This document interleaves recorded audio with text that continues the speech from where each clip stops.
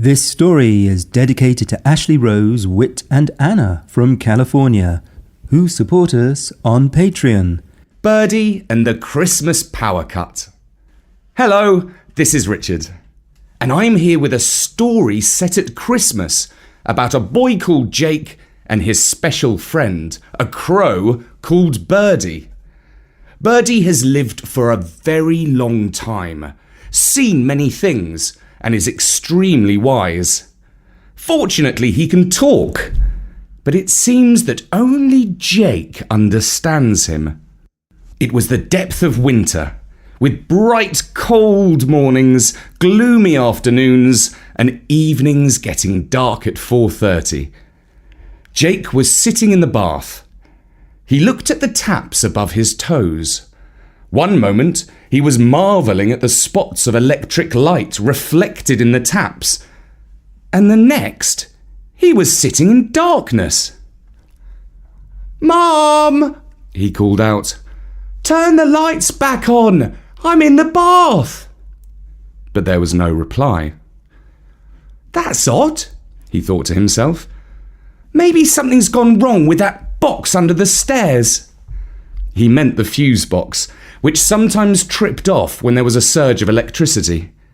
When that happened, Mum or Dad usually crawled into the cupboard with a torch and flipped the switch back on. He was still musing about this when there came a knock on the door. It was his mum. "Jake, love, the lights have gone out," she said. "I know that," said Jake, "because it's dark." "Can you open the door?" asked his mum. Jake stood up slowly, reached for a towel, dried himself a bit, stepped out of the bath, and carefully made his way to the door. Fortunately, he was able to turn the little latch and open it. "Oh, thank goodness," said Mum. "I was worried you might drown in the dark." "No problem," said Jake. "I can swim 2 lengths of the pool. When are the lights coming back on?" We don't know yet," said Mum. "Dad's calling the electricity company. Your call is being held in a queue. We will answer you shortly. Your estimated waiting time is 57 minutes. We thank you for your patience." For now, they used Mum and Dad's phones for light, until the battery on Dad's phone went, and then they only had Mum's phone. But Jake didn't mind. In fact, he found it quite exciting at first and managed to navigate around the house in complete darkness as he knew it so well. He went to his room and took his torch out of the drawer. He had used it the previous summer when they went camping. He turned it on and flashed it around the walls of the room, making spooky shadows with his hands. When he had enough of playing with shadows, he decided to do something a bit more fun. He slipped downstairs with the torch, positioned it under his chin, and silently crept up behind his mother, who was in the kitchen, busily peering into the fridge, and shouted, "Boo!" "Oh my goodness!" she screamed as she jumped. "Oh, Jake, you scared the living daylights out of me." Jake laughed. Even Mum smiled quietly to herself in the darkness. As there was nothing else to do, he went back to his room and sat on the bed, looking out of the window. The only light on the street came from the moon and the stars, until a car went past and had to slow down because a fox was caught in its headlights. He waited for his best friend, a black crow called Birdy, who generally called round in the evening. Sure enough, a shadowy bird soon arrived on his windowsill. "Caw!" said Jake. "Caw!" responded Birdy. This was their way of saying hello to each other. Jake opened the window and Birdy hopped inside. "How do you like sitting in the dark?" asked Birdy. "It's fun," said Jake. "Dad keeps banging into the furniture and saying bad words, but I can find my way around the house in the dark, no problem." "It's just like the good old days," said Birdy. "You can see all the stars when the town lights go out." "It's great," agreed Jake. There's the North Star and the 7 stars of the plough. Back in the day, said Birdy, before people had Google Maps, they used the stars to find their way around. And we birds still use them now. That's why we never get lost. Even when some of us, like swallows, go on holiday to places like Egypt. Very nice, said Jake. I wish we were going away for Christmas. I'd like to go somewhere snowy, like Iceland. I visited Iceland once, said Birdy. Some Vikings took me there in their boat.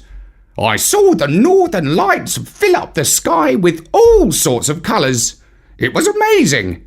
Even better than the royal fireworks. Cool, said Jake. When do you think the lights will come back on here? Oh, I don't know, said Birdy. The government's run out of electricity. I think it will be a few weeks before things get back to normal. Run out of electricity? How can that happen? Asked Jake. Seems like someone was sleeping on the job, said Birdy. They forgot to order more electricity in time for Christmas, and when they turned all the holiday lights on, boom! The electricity ran out. That's strange, said Jake. I didn't think a grown-up would make a mistake as big as that. Caw! Exclaimed Birdy, flapping his wings. You're wrong there. Grown-ups mess up all the time. I well remember back in the day when the chief cook at the palace forgot to order extra pastry for Christmas. They soon ran out of pies, what with all the festive feasting. And when King Henry found out, he was hopping furiously. He came blundering into the kitchen, knocking over pots and pans, smashing plates, and bellowing, "Get me that lazy good-for-nothing cook! I'll have his head, I will!" But the cook was long gone. He was off to Paris to learn how to make fancy French sauces. Well, at least Mum has bought 6 boxes of mince pies, said Jake. But how can we watch Christmas TV if there's no electricity? You could always go sledding instead, said Birdy. But there isn't any snow. That's a good point. Perhaps there will be. I hope so, said Jake, because it's going to be very boring without any internet or TV during the holidays. Well, said Birdy, it's been nice chatting. I've got to be off now. I'm going to dinner with Queen Victoria. But she's dead, isn't she? Oh, you know me, said the crow. I can fly back and forth. It's you who is stuck in time. I'd get some sleep if I were you. Dreams are the only place you humans are free. Since there was nothing else to do, Jake took Birdy's advice. He got into bed and soon fell asleep and dreamed about travelling with Vikings to Iceland. In the morning, when he woke up, he knew that the electricity was back on because he heard Mum listening to the TV breakfast news. The voice was saying, "The government is warning that there will be intermittent power cuts until the new year."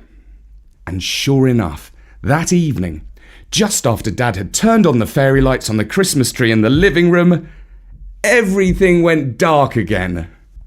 Earlier in the day, Mum had managed to get the last box of candles from the supermarket before they ran out because everyone was buying in a big panic. But she had forgotten to buy matches. So they sat in the dark. Mum lit the torch on her phone and shone it up at her chin. She looked like she was ready for Halloween, not Christmas. Oh dear, she said. How on this earth are we going to cook Christmas lunch if there's no electricity? We could have ice cream, suggested Jake. Not if the freezer is off, pointed out Mum. It's more likely we'll be having bread and Marmite. I wouldn't mind, said Jake, who liked bread and Marmite almost as much as he liked ice cream. That evening, Jake's best friend Birdy came back to see him for his regular chat by the window. "Caw," said Jake. Caw, said Birdy. Mum and Dad say we'll have to eat bread and Marmite for Christmas lunch. Nice, said Birdy. I like a few breadcrumbs myself, but I'm not so keen on Marmite. It's too salty for my taste. I love it, said Jake, but not for Christmas lunch. Mum says we can't cook without electricity. Nonsense, said Birdy. Does she think that people didn't eat Christmas lunch before electricity was invented? Of course they did. They roasted it over the fire. I was glad not to be a goose or a wood pigeon at Christmas. Humans don't eat crows, fortunately. Oh, yuck! Exclaimed Jake, screwing up his face. I don't mean to be rude, but I think crow probably tastes disgusting. Well, I'm glad you think so, said Birdy, because I wouldn't like it if you ate me for your Christmas dinner. The next morning, when they were driving to school, Jake told his dad, Birdy says you don't need electricity to cook. You can roast things over the fire. Well, now, he says that, does he? Said Dad, who never really took anything that Birdy said seriously. In fact, Jake suspected that his dad did not even believe that Birdy could talk. So, said Jake, are you going to cook Christmas lunch on the fire? Well, we do have a nice big fireplace, said Dad. But the chimney hasn't been swept for eons. Probably not since Victorian times. So, said Jake, get a chimney sweep. Dad laughed. I'm not sure anyone does that job anymore, he said. School finished early because there was no electricity to cook lunch, and the classrooms were dark and gloomy in the afternoons without any light. Jake's mum was working from home because the electric trains were not working. She fetched Jake home and gave him a Marmite sandwich for lunch. Then Jake went out into the garden and looked for Birdy. He found him sitting on the bare branch of an apple tree. Caw, said Birdy. Caw, said Jake. I've got some good intel for you, said Birdy. I was flying past the antique shop at the end of your road, and I noticed they are selling a spit. What's that? Asked Jake. It's for roasting food over the fire, said Birdy. You stick things on it and turn them over the fire. Back in the day, they cooked like that all the time in the palace. Thanks, said Jake. I'll tell Mum. And by the way, Dad says there aren't any more chimney sweeps. Is that true? Of course there are, exclaimed Birdy. Talk to the house martins. Sweeps are always clearing their nests out of chimneys. Jake thanked Birdy and went inside to tell his mum what he had learned. She said, That sounds like quite a fun idea. A little later, they walked down to the antique shop and took a look at the spit which was standing on the pavement. Jamie, the owner of the shop, came out and told them, You won't find many pieces like that round here. It's a 19th century roasting jack. They're coming back into fashion now, since there's no electricity half the time. Ooh, it's rather handsome, said Mum, admiring the 2 cast iron stands and the steel skewer. How does it work? By clockwork. No electricity required at all. Mum liked the roasting jack, but she also liked a bargain. So she haggled over the price until he agreed to reduce it by £75 and to bring it round in his van. By the time Dad came home, it was already standing in their fireplace. But the chimney needs cleaning, protested Dad. Oh, that's okay, said Mum. I looked on my phone and found a sweep who lives a couple of streets away. He's coming round tomorrow to clean it out, and I've ordered some logs to burn on the fire. Very well, said Dad with a sigh, not so happy because he knew that it would be his job to light the fire and to clean out the grate. School ended on the Thursday before Christmas. On Sunday evening, Jake and his mum and dad attended a candlelit carol service at St. Mary's Church. Jake held a candle in his hand and watched the white wax drip down the stick as he sang "Hark the Herald Angels Sing." The little glows of light all around the church were quite magical. Jake's neighbour, a white-haired gentleman, was reading one of the lessons.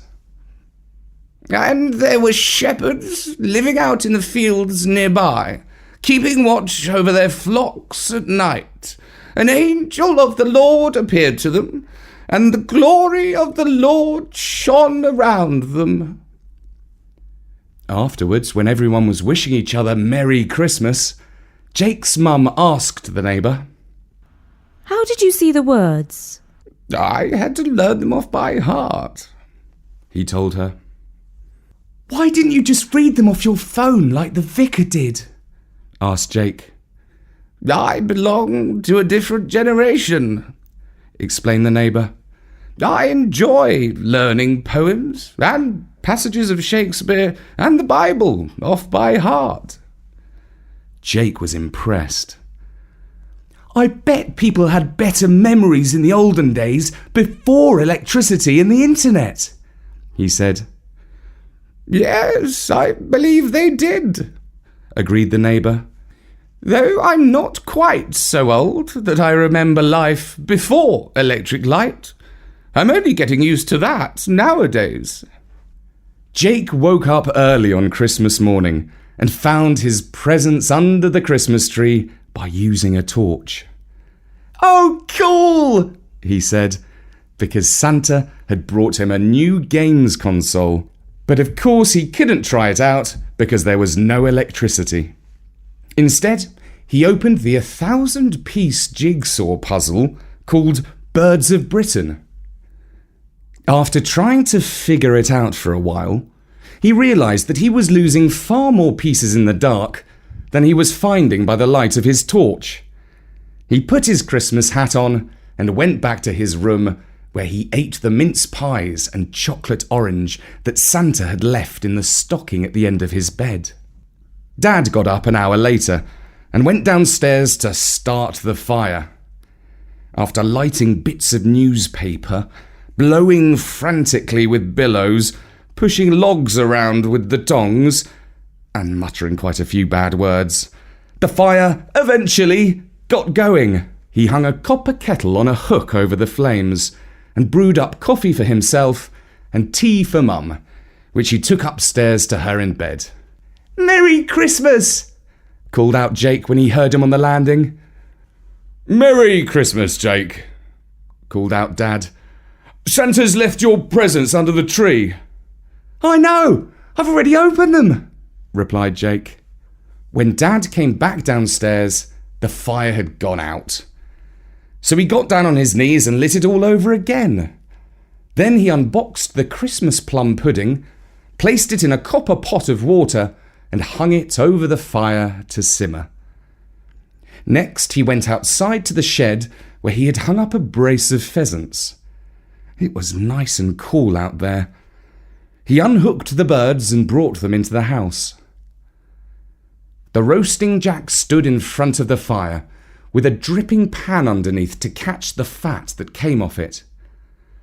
He pushed the pheasants onto the spit and set it up. Jake helped him by turning the handle to wind up the clockwork mechanism. When he released it, the handle began to slowly turn and ticked like a clock. Meanwhile, Dad wrapped some jacket potatoes in foil and used a poker and tongs to push them between the logs.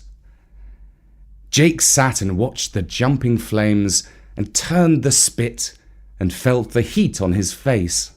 This is a fun way to cook, he said. "Give me an electric oven any day," said Dad, who was scraping carrots in a bowl of cold water. After the potatoes had boiled for 15 minutes or so, he took the pot down off the hook and transferred them to the dripping tray to roast alongside the vegetables.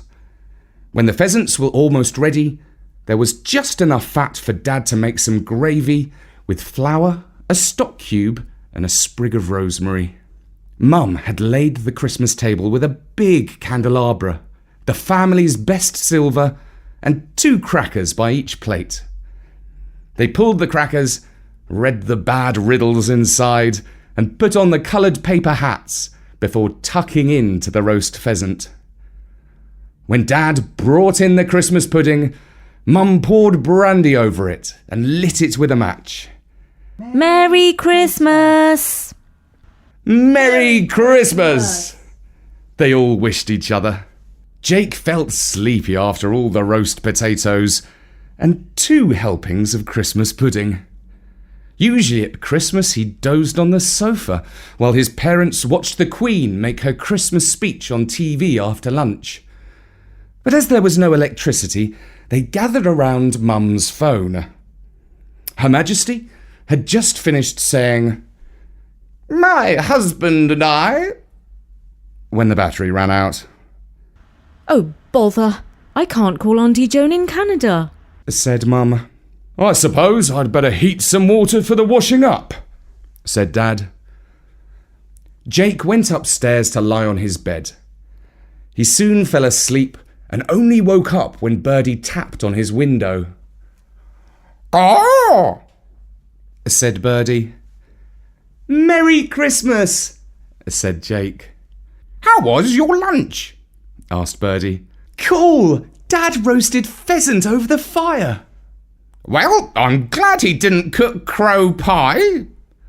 "No offence, but I think you would taste disgusting," said Jake. I should hope so, replied Birdy. How are you managing without electricity? "It's been interesting. It's been a bit like travelling back in time to see how people lived in the old days." And how do you like the old days? asked Birdy. "It's been fun," said Jake. "The candles are magical, and I can sneak around the house in the dark, and school has to finish early. But Mum and Dad don't like it. Dad hates lighting the fire and washing dishes instead of using the dishwasher. Mum hates sweeping up instead of vacuuming and washing clothes by hand. And cooking takes all day." Well, the news is that the government is going to switch the electricity back on tomorrow. They've bought a big supply over from France. "Great," said Jake. "We'll be able to turn the Christmas tree lights on." Well, Merry Christmas, said Birdy, flapping his wings. "Caw! Merry Christmas!" May all your Christmases be bright, called out Birdy as he flew across the rooftops. And that was Birdy and the Christmas Power Cut, read by me, Richard Scott, for Storynory.com. Birdy was written for Storynory by Bertie, and Jana played the part of the mum. Here's Bertie with a special message. Thank you, Richard, and we're super pleased to dedicate this story to Ashley Rose, Whit and Anna from California, who support us on Patreon.